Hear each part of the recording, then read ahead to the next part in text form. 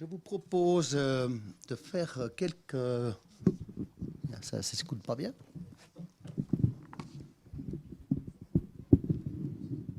Ok, merci. Je vous propose de prendre quelques secondes pour faire un peu de silence et de demander au Seigneur qui nous aide un peu à réfléchir sur sa parole et à pouvoir comprendre ce qu'il veut nous dire. Alors, quelques secondes, on fait un peu de silence.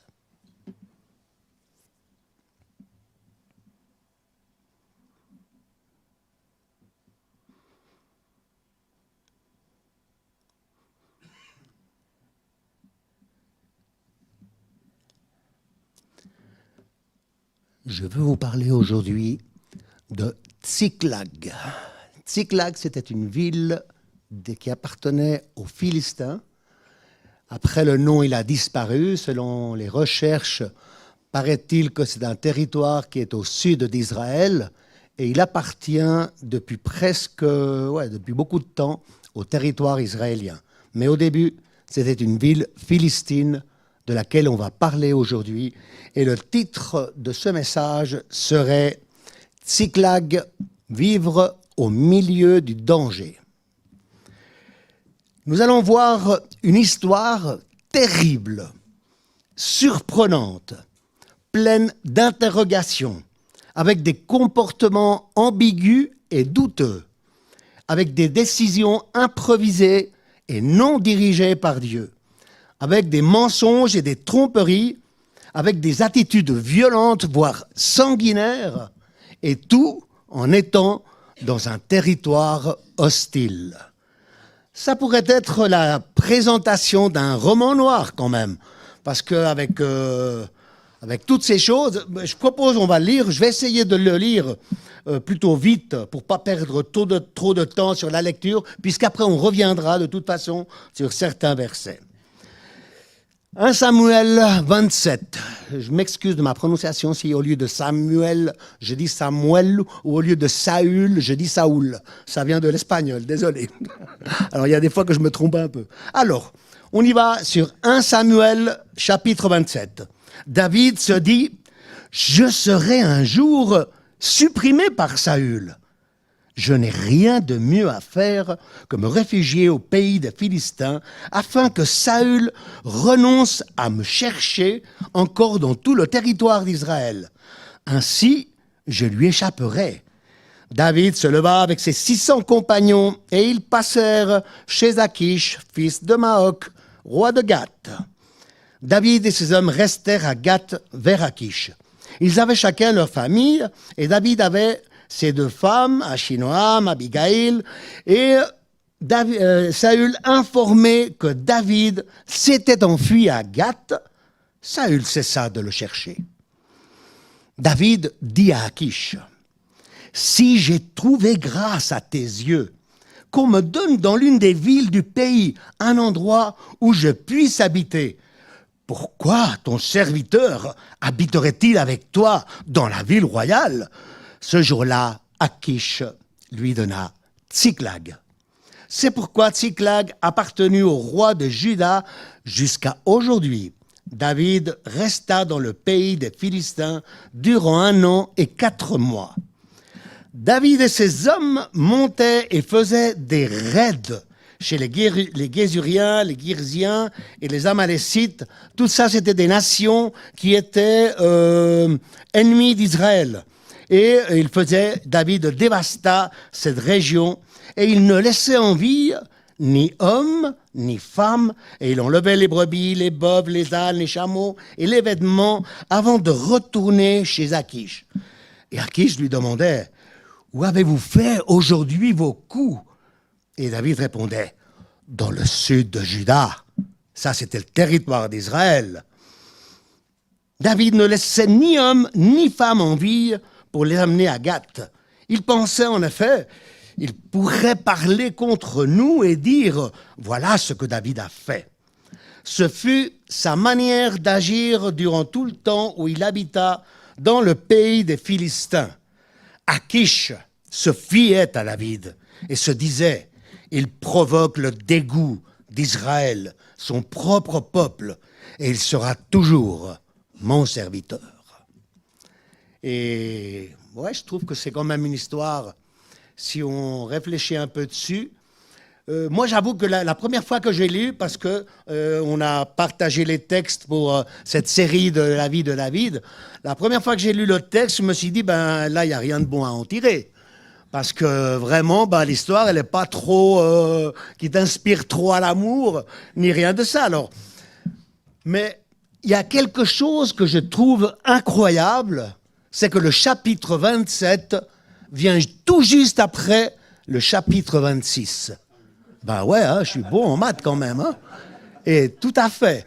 Mais le chapitre 26, il nous parle de David qui a épargné la vie de Saül, qu'il aurait pu le tuer. Il a pris sa lance, sa cruche d'eau. Mais même, on pourrait penser, ben, ouais, à partir de ce moment-là, il va avoir la paix entre eux et ça va passer. Mais non, David restait craintif. Et pourquoi il restait craintif? Parce que cette même histoire était déjà passée. Je ne sais pas si vous vous en souvenez au chapitre 24, quand David aurait pu aussi de nouveau tuer Saül, et il ne l'a pas tué. Il a juste coupé un morceau de manteau. Après, il lui a montré à Saül. Saül a commencé à pleurer. « Ah, mon fils David, jamais je te ferai du mal. » Et il a recommencé. Et à ce point, on se trouve aujourd'hui. C'est de nouveau Saül qui est en train de persécuter à David. Alors, j'aimerais quand même nous mettre un peu en contexte. Comment David se sentait au moment où nous nous trouvons de son histoire, de sa vie et le déroulement de tout ce qu'il allait faire. Comment se sentait David? Il faut savoir que c'était déjà plusieurs années qu'il était en train de fuir de Saül. C'était tout le temps comme ça. David sentait qu'il y avait l'épée de Damoclès sur sa tête. À n'importe quel moment, il va me tuer. Et vraiment, il était dans l'angoisse. C'était tout le temps fuir du roi Saül. Il n'avait non plus aucun territoire en Israël pour se sentir en sécurité. Trahi plusieurs fois par son propre peuple, prêt à l'abandonner à son sort face à Saül. Comme on l'a vu à Keïla, quand Philippe Chablot nous en a parlé. Ou bien les hommes de Sif qui ont révélé où il se cachait. Les choses tournaient vraiment mal pour David. Saül continuait à le poursuivre. Et David était arrivé à un point de désespoir, épuisé, désespéré, démoralisé. Il n'en pouvait plus. Je ne sais pas si toi, tu t'es senti à un moment donné dans ta vie dans cette situation d'être vraiment où tu n'en peux plus, où tu n'as plus d'espoir, où toutes les choses tournent mal et vraiment tu n'as plus envie de rien. Je crois que nous tous, nous avons passé des périodes dans notre vie qui ont été vraiment très difficiles. On a senti que tout s'effondrait et qu'on était plein de peur dans des situations vraiment compliquées. Et c'est avec cette amertume et avec cette angoisse que David se dit « Un jour ou l'autre, Saül finira bien par me tuer. » Ce n'était pas un moment facile de sa vie. Et c'est dans cet état-là d'angoisse et d'amertume qu'il prend une décision. Une décision sans consulter Dieu.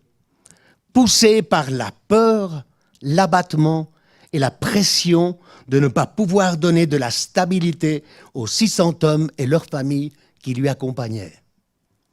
À ce moment-là, David n'a pas tenu en compte la promesse de Dieu, comme quoi il allait être le roi. Il a oublié les promesses de Dieu. David se voyait mourir à main de Saül et il a pris la décision de se réfugier, pas n'importe où, en territoire ennemi. C'est ça la décision qu'il a prise. Alors j'arrive là à ma première réflexion. Ne prends jamais des décisions quand tu es complètement abattu, désespéré ou sous pression. Quand la peur nous envahit, ce n'est pas le bon moment pour prendre une décision. Ce n'est pas le moment de prendre des décisions importantes sur notre vie qui vont pouvoir après apporter des regrets. C'est le moment vraiment de chercher la volonté de Dieu. C'est le moment de s'incliner, de se courber devant Dieu, de prier et de lui demander le secours au moment où on a vraiment besoin de lui, parce que lui, il est toujours à l'écoute, dans les bons moments et aussi dans les mauvais moments, dans les pires moments. Et tu peux toujours lui exprimer à Dieu tout ce que tu ressens dans ton intérieur, ta douleur, ta faiblesse, même ta colère, ton désespoir. Ouais, tu peux lui dire à Dieu, Seigneur, où je n'en peux plus, je suis à bout de mes forces. Parce que le même David qu'on voit commettre des erreurs, il a aussi écrit des psaumes merveilleux. Une fois, il tombait dans la repentance. Une fois, il retournait ses yeux vers Dieu. Il commençait à écrire des choses qui sont vraiment incroyables. Dans le psaume 86, les versets 6 et 7, il dit « Écoute ma prière, Éternel, sois attentif à mes supplications. Au jour de ma détresse, c'est vers toi que je crie, car tu me répondras. » Écoute, David, il aurait pu dire, le jour de ma détresse, j'écris des jolis mots, j'écris des belles poésies, et je te les lance à l'air. Non, il dit, le jour de ma détresse, c'est vers toi que je crie. Il exprime sa douleur. Il exprime ce qu'il y a dedans lui, devant Dieu. Et beaucoup de fois, on oublie que Dieu, il ne va pas se fâcher parce que vraiment, on s'exprime devant lui avec honnêteté, avec vraiment nos véritables sentiments. Et après, on trouve aussi un savant, un homme très sage, Salomon, qui écrit dans le livre des Proverbes, au chapitre 3, les versets 5 à 7, « Confie-toi en l'Éternel de tout ton cœur et ne t'appuie pas sur ton intelligence. » Un homme qui était très intelligent. « Reconnais-le dans toutes tes voies et il rendra tes sentiers droits. Ne te prends pas pour un sage. Crains l'Éternel et détourne-toi du mal. » Mais c'est vrai qu'il y a des fois qu'on est si mal, qu'on est si abattu, qu'on n'a même pas envie de prier, qu'on n'a même pas envie de dire « Seigneur ». On est tellement mal qu'on n'a pas envie de s'adresser à Dieu. J'ai une bonne nouvelle quand même. Moi, j'ai un plan B. Ouais, j'ai un plan B à te proposer. Et on le verra dans quelques instants. On dit toujours non, mais avec Dieu, il n'y a pas de plan B. Et c'est vrai qu'avec le salut, il n'y a pas de plan B. Mais après, dans notre vie chrétienne, des fois, on peut appliquer des plans B. Ouais. Quand on se sent abattu, quand on n'a même pas envie de prier, de consulter Dieu, parfois la peur ou le désespoir nous font oublier ses promesses d'amour, ses promesses de secours, ses promesses d'être avec nous, ses promesses de nous relever. David lui-même avait oublié que Dieu lui avait promis la royauté. Mais la désolation totale d'être continuellement persécuté par Saül et ses hommes et la peur de périr à ses mains, un jour, il finira par me tuer. David succombe à la pression et prend une décision précipitée sans consulter la volonté de Dieu. Et voilà, je vous présente mon plan B. À ce moment-là, quand il n'a plus de force ni les envies de prier, cherche de l'aide auprès de quelqu'un de ta confiance et de bons témoignages, qui peut te conseiller ou te guider à t'accompagner, à prier, et qu'il puisse faire comme Jonathan a fait avec David, qu'il est allé vers lui et il lui a fait retourner ses yeux vers l'Éternel.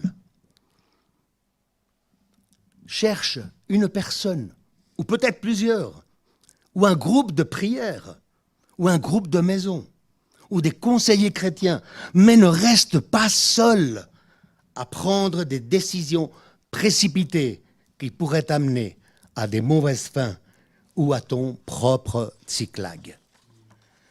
Dans le livre des Proverbes, de nouveau, Salomon écrit dans le chapitre 15, le verset 22, j'ai pris la version du Semeur, « Quand on ne consulte personne, les projets échouent, mais lorsqu'il y a beaucoup de conseillers, ils se réalisent. » Parce qu'on a besoin de personnes qui nous aident à comprendre, ou même simplement à nous guider.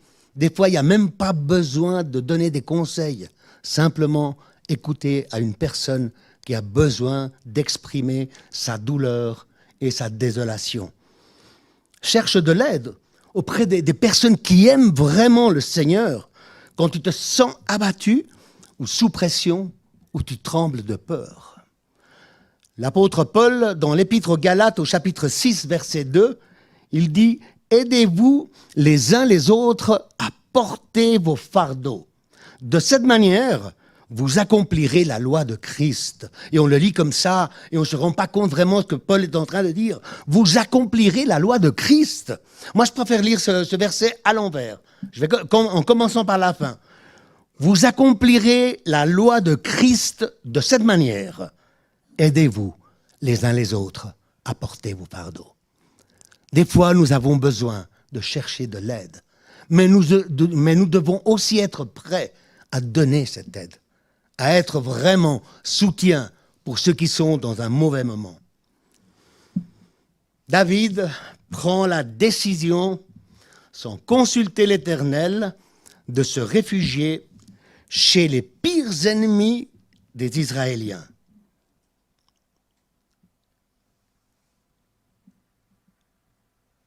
Le prétexte de David, c'était, comme ça, je réussirai à que Saül arrête de me chercher.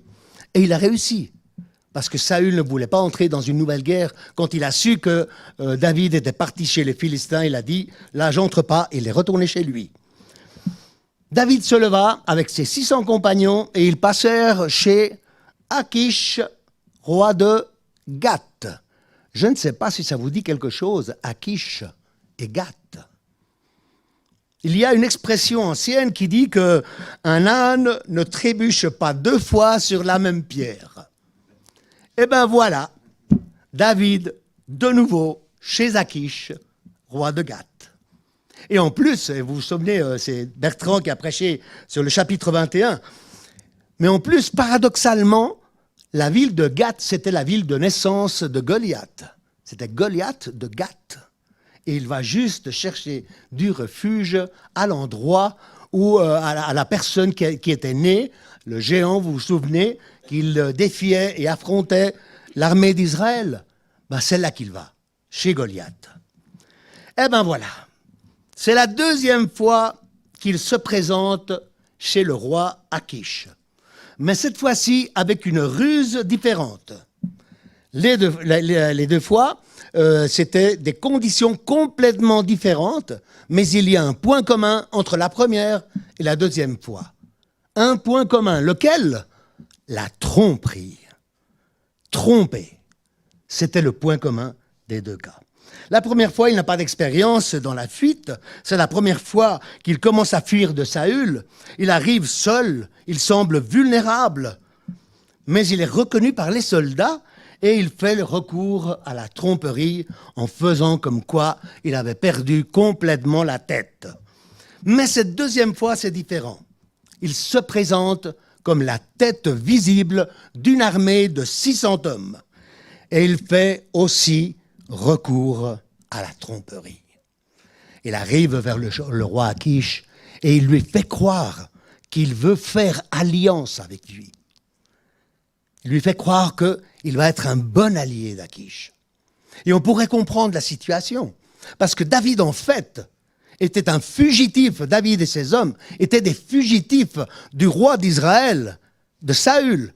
Donc on pourrait comprendre que David et ses hommes étaient ennemis d'Israël. Et c'est pour cette raison que cette fois Achish le reçoit avec les bras ouverts. Il dit, maintenant j'en ai encore quelques-uns qui peuvent m'aider quand on ira faire la guerre à ces Israéliens.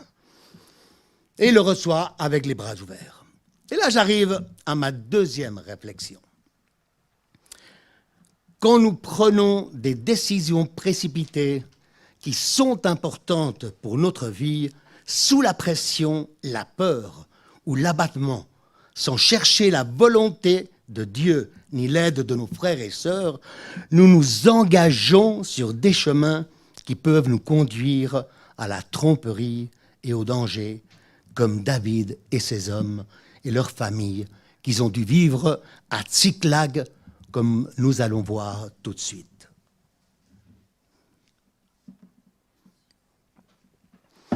David avait 600 hommes fidèles, mais ils venaient chacun avec leur famille. Alors moi, j'ai fait un calcul comme ça à peu près. J'ai dit, c'était au moins 2000 personnes.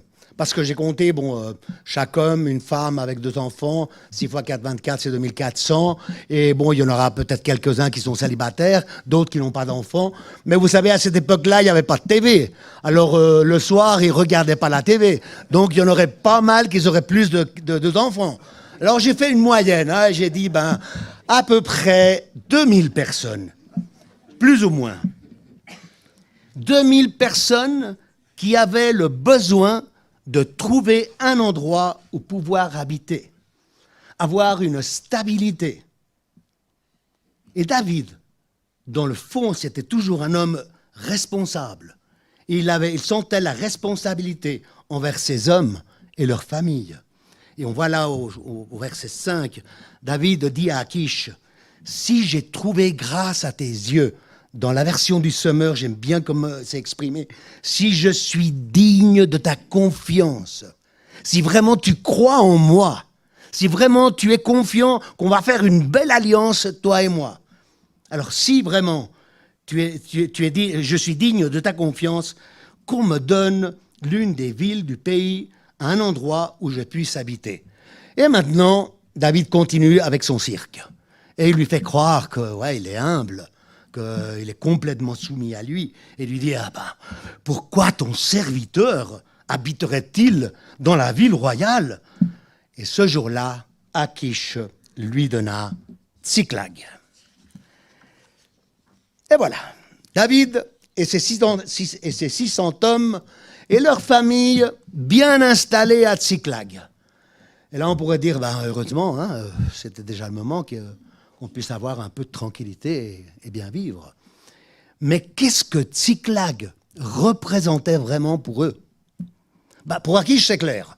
Pour Achish, il était bien content, ce sont mes alliés, je les ai là dans une ville, je les contrôle, au moment donné où j'en aurai besoin, ils seront avec moi. Donc, on a un Achish tout à fait satisfait. Mais pour David et ses hommes, n'oublions pas que c'étaient des réfugiés en territoire ennemi, dans une ville hostile. Ils ne pouvaient pas vivre librement leur foi, ni leurs coutumes. En fait, ils devaient cacher leur véritable identité. Tsiklag était un endroit où ils avaient sauvé leur vie, qui leur donnait une stabilité apparente, mais au prix des mensonges et des tromperies.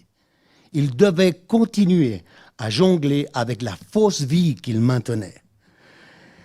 Tsiklag était devenu le refuge hostile qui empêchait vivre une vie véritable et pleine. Je répète cette phrase. Tsiklag était devenu le refuge hostile qui empêchait vivre une vie véritable et pleine. Et j'arrive à ma 3e réflexion. Chacun de nous, on a vécu, ou peut-être on est en train encore de vivre dans notre propre Tsiklag, un lieu de stabilité apparente, mais hors la volonté de Dieu. As-tu pris des mauvaises décisions qui t'ont amené à Tsiklag, entouré d'ennemis, sans liberté d'être toi-même? As-tu cherché la sécurité ou la stabilité en dehors de la volonté de Dieu? Peut-être que tes difficultés financières t'ont poussé à prendre des solutions comme tricher sur tes impôts ou entrer dans des affaires douteuses. Peut-être que tu travailles dans une entreprise où on te pousse à faire des choses qui sont incorrectes. Mais comme tout le monde le fait, pourquoi pas? Peut-être tu souhaites accéder à un poste plus élevé au sein de l'entreprise pour laquelle tu travailles et que tu ressens la tentation de bousculer ou d'écraser des autres personnes pour arriver à ton but.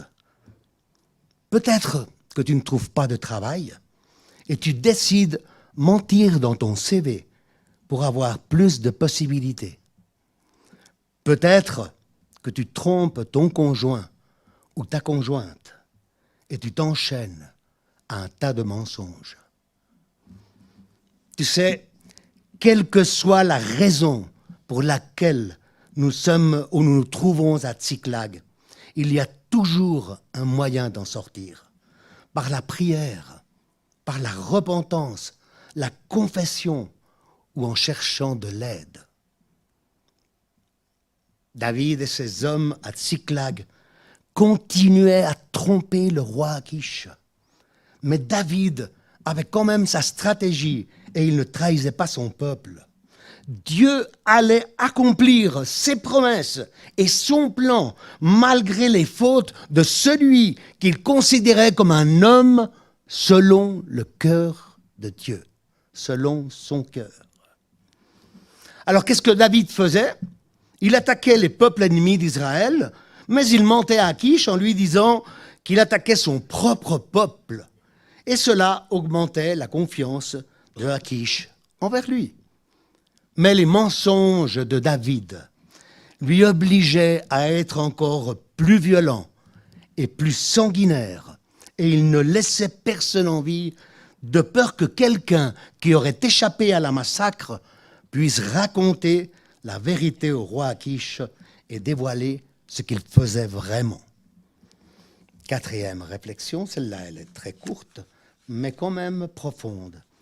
Les mensonges ne restent jamais des petites choses isolées sans importance. Les mensonges entraînent d'autres mensonges, voire même des actes cruels pour pouvoir les soutenir. Tsiklag, la ville où David s'est réfugié en territoire hostile, en cherchant la sécurité et la stabilité.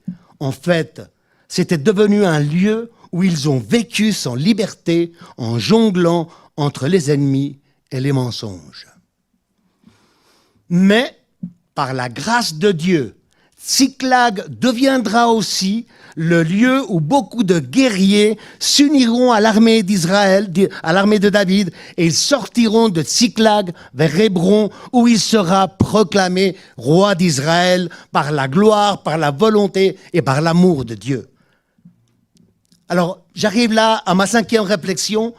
Oui, David a failli. Oui, il a douté.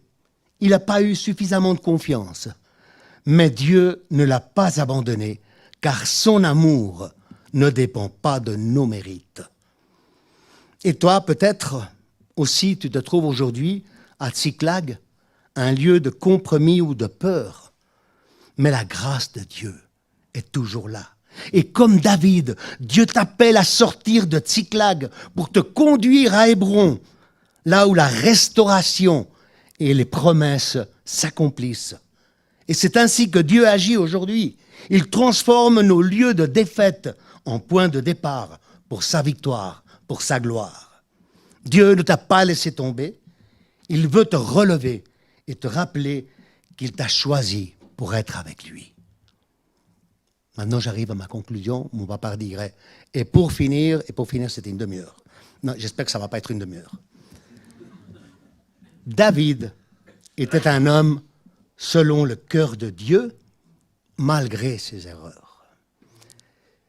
Tu sais, moi, quand je préparais cette prédication, à un moment donné, que je réfléchissais, j'avais tellement de trucs dans la tête, parce que vraiment cette prédication, elle m'a un peu, pas fait du mal, mais elle m'a fait réfléchir beaucoup. Et à un moment donné, je me suis posé une question à moi-même, et je sais que c'était une question très audacieuse. Je me suis dit, Emilio, est-ce que tu aimerais être considéré comme un homme selon le cœur de Dieu? vraiment audacieux, hein, je suis d'accord. Mais aujourd'hui, ce matin, j'aimerais te poser à toi cette même question. Est-ce que tu aimerais être considéré comme un homme ou une femme selon le cœur de Dieu? La première pensée qui vient à la tête, c'est « Mais bien sûr que j'aimerais, mais je ne suis pas digne. » Et si c'est la première chose qui est arrivée à ta tête aussi en pensant si tu aimerais être considéré comme un homme, une femme selon le cœur de Dieu, eh bien c'est bien normal parce que c'est bien vrai. Nous ne sommes pas dignes. Mais est-ce que David était digne d'être considéré comme un homme selon le cœur de Dieu? D'après ce qu'on a vu au chapitre 21, aujourd'hui au chapitre 27, et après dans le deuxième livre de Samuel, avec l'histoire de Bethsabée, on pourrait dire, écoute, moi je ne suis pas tellement d'accord qu'il était un homme selon le cœur de Dieu. Mais il l'était. C'était un homme selon le cœur de Dieu, par la volonté de Dieu, parce que Dieu l'avait choisi et parce que David, depuis son enfance, il avait toujours eu une relation d'intimité avec Dieu. Et c'est vrai que toi et moi, on n'est pas digne d'être appelé homme ou femme selon le cœur de Dieu. Mais à travers le sang versé de Jésus-Christ sur la croix du Calvaire, nous sommes dignes devant les yeux de notre Père Céleste. Et c'est vrai, comme on a chanté, que seulement Dieu est digne de recevoir honneur, gloire, adoration, puissance, admiration, louange pour les siècles des siècles. Mais nous, à travers Jésus-Christ, par son sang versé, nous sommes rendus dignes de recevoir son pardon, sa grâce, son amour, sa sagesse et devenir hommes et femmes selon le cœur de Dieu. Je voudrais à nouveau te poser la même question. Est-ce que tu aimerais être un homme ou une femme selon le cœur de Dieu? Et comment être selon le cœur de Dieu? Sinon en nous approchant de lui, en ayant une relation d'intimité avec lui. Prière, lecture de la parole de Dieu, adoration, louange, une véritable relation avec Dieu. Et oui, comme David, nous allons nous tromper. Nous nous sentirons abattus. On va commettre des erreurs. Mais si nous avons reçu le Seigneur Jésus dans notre cœur, nous continuerons à être des hommes et des femmes selon le cœur de Dieu, malgré nos erreurs, à condition de garder cette relation intime avec l'Éternel. Sortons de Tsiklag, le lieu qui nous empêche de vivre une vie pleine en Dieu, et avançons vers Hébron, là où Dieu restaure et bénit, là où on devient des hommes et des femmes selon le cœur de Dieu. Amen.